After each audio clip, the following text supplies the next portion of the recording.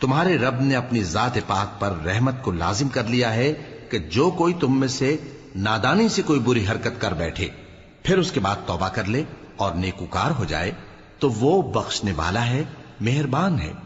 اور اسی طرح ہم اپنی آیتیں کھول کھول کر بیان کرتی ہیں تاکہ تم لوگ ان پر عمل کرو، اور اس لیے کہ گناہگاروں کا رستہ ظاہر ہو جائے۔ اے پیغمبر، کفار سے کہہ دو کہ جن کو تم اللہ کے سوا پکارتے ہو مجھے ان کی عبادت سے منع کیا گیا ہے۔